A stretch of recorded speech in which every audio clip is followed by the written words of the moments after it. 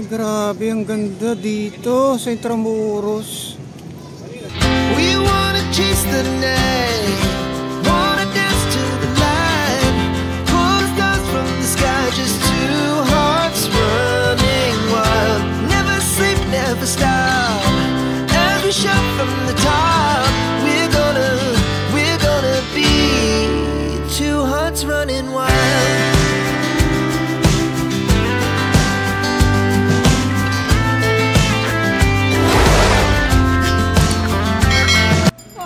Magandang araw mga kabiyahero. Maligayang Pasko sa inyong lahat. Ngayong araw ay dadalhin ko kayo sa makasaysayang Intramuros. Pero ibang Intramuros ang matutunghayan natin ngayon. Puno ng ilaw, musika at saya ng Kapaskuhan. Tara, samahan niyo akong maramdaman ang diwa ng Pasko sa pader ng kasaysayan. Narito tayo sa San Agustin Church, ang pinakamatandang simbahan sa Pilipinas. Ngayong Pasko, nag-host sila ng mga Misa de Gallo at caroling concerts. Nakaka-inspire pakinggan ang mga kanta ng choir, lalo na't nasa loob ka ng isang napakagandang heritage site. Ano nga bang espesyal sa San Agustin Church para sa mga Pilipino? Well, para sa akin, ang San Agustin Church ay simbolo ng ating paniniwala at kasaysayan. Maraming mahalagang pangyayari ang naganap dito.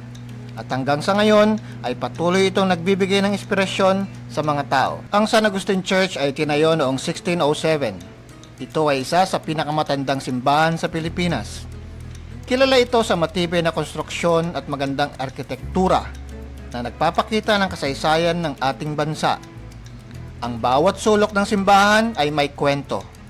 Ang mga bato, ang mga larawan, lahat ay nagsasalita ng ating nakaraan. We rise like tall buildings as the chemicals they take us. Ngayong taon, muling binuhay na Intramuros ang masigla at makulay na tradisyon ng Paskong Pinoy sa isang pambihirang paraan.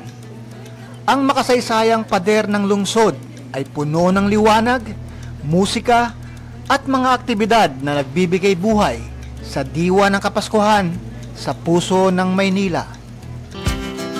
We rise like tall buildings as the chemicals they take us. Ngayong Kapaskuhan, ang Intramuros, Manila ay muling sumisigla sa diwa ng Pasko.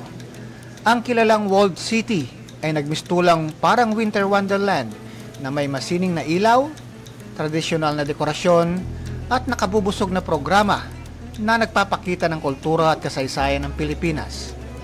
Ang Pasko sa Intramuros ay hindi lamang isang pagdiriwang, kundi isang paglalakbay sa makulay na nakaraan habang tinatamasa ang kasalukuyang sigla ng panahon ng Kapaskuhan.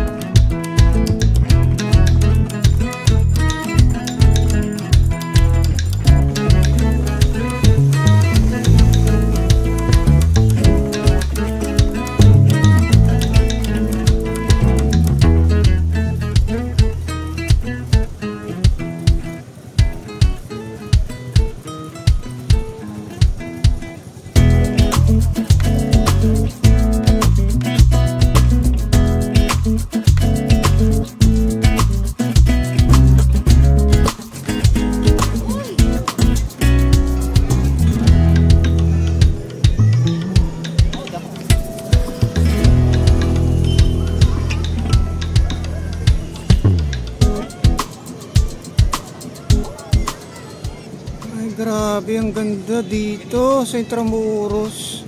Oh, grabe, ang dami, oh. Ang daming mga pailaw dito, oh.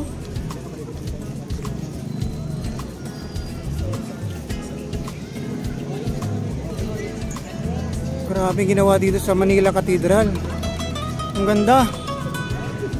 Ang ganda ng mga pailaw dito. Yung mga parol, oh.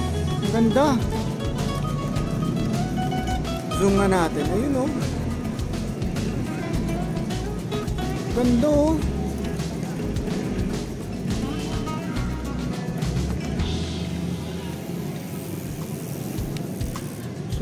Sobrang ganda.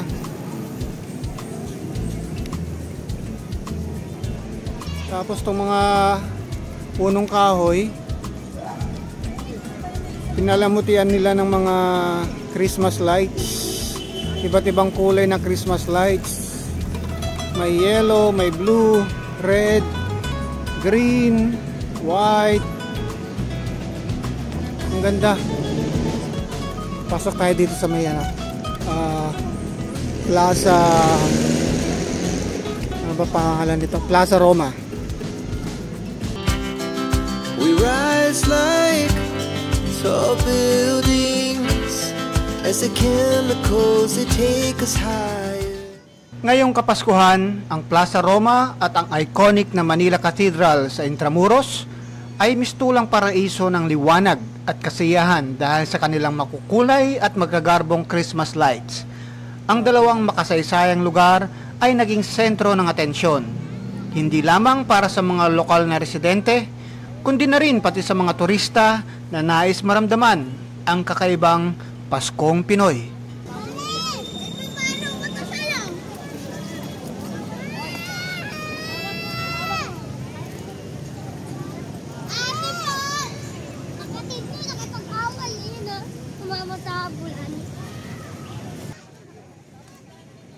Ang Plaza Roma ay puno ng makukulay na parol na may makalumang disenyo na nagdadagdag ng diwa ng Paskong Pilipino sa bawat sulok nito. Ang mga puno sa paligid ng plaza ay binalot ng ningning ng fairy lights, habang ang sentro ng plaza ay pinalamutian ng isang magandang Christmas tree na punong-puno ng tradisyonal na dekorasyon.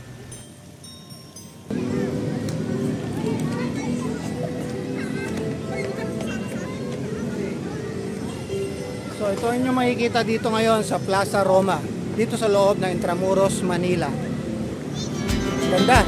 The night's young, it has just begun as she puts her hand in mine. We wanna chase the night, wanna dance to the light, pull the stars from the sky, just two hearts running wild. Never sleep, never stop, as we shout from the top. We're gonna be two hearts running wild. Ang Manila Cathedral ay lalo pang tumingkad sa kanyang ganda ngayong Kapaskuhan. Ang fasad ng simbahan ay binigyang buhay ng intricate light projections na naglalarawan ng Pasko at mga tagpo mula sa Biblia, katulad ng kapanganakan ni Jesus. Ang kombinasyon ng modernong teknolohiya at tradisyonal na simbolismo ay nagbibigay ng kakaibang karanasan sa mga bisita. Ang Manila Cathedral ay tila naging obra maestra ng liwanag. Ang fasad nito ay binibigyang buhay ng light mapping na nagpapakita ng mga makasaysayang tagpo ng Intramuros at ng kapanganakan ni Jesus. Ang mga bintana ng simbahan ay pinalamutian ng stained glass na mas tumingkad dahil sa makukulay na mga ilaw. Tuwing weekend ay nagkakaroon naman dito ng mga pagtatanghal ng mga choir na umaawit ng mga tradisyonal na awiting pamasko. Mayroon ding misa sa Manila Cathedral na sinasabayan ng mga makabagbag damdaming awiting pamasko. Ang Plaza Roma at Manila Cathedral ngayong taong 2024 ay hindi lamang lugar ng liwanag at kagandahan, kundi isang espasyo rin ng pagmumuni, pananampalataya at pagbubuklod ng komunidad. Ito ay perpektong lugar para makasama ang pamilya, kaibigan at mga mahal sa buhay sa pagdiriwang ng Paskong Pinoy. Ang Paskong Pinoy sa Plaza Roma at Manila Cathedral ay hindi lamang tungkol sa ilaw at dekorasyon. Ito ay isang pagbabalik tanaw sa mayamang tradisyon at pananampalatayang Pilipino. Ang lugar na ito ay nagiging simbolo ng pag-asa, pagkakaisa at pagmamahalan, mga bagay na mahalaga sa ating pagdiriwang ng Pasko. Ngayong Kapaskuhan, ang Plaza Roma at Manila Cathedral ay perpektong destinasyon para maranasan ang diwa ng Paskong Pinoy na puno ng saya, pananampalataya at pagmamahalan. Huwag palampasin ang pagkakataong mabisita ito. Tara, sakay tayo sa bus.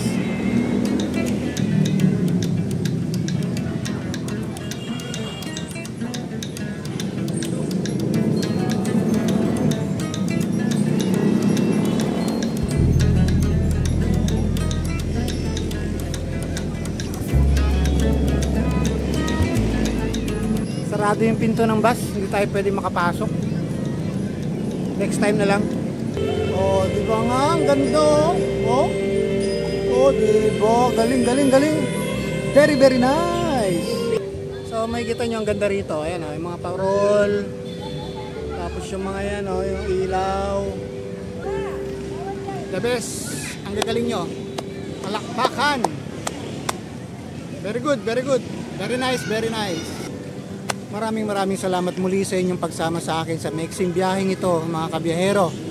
At sinamahan nyo akong pagmasdan ang isang napakagandang pasyalan dito sa syudad ng Maynila. Walang iba kundi ang Intramuros, Manila. Hanggang sa susunod na video ulit, mga kabiyahero, patuloy nyo akong samahan sa ating mga biyahe. Hanggang sa muli! Bye-bye!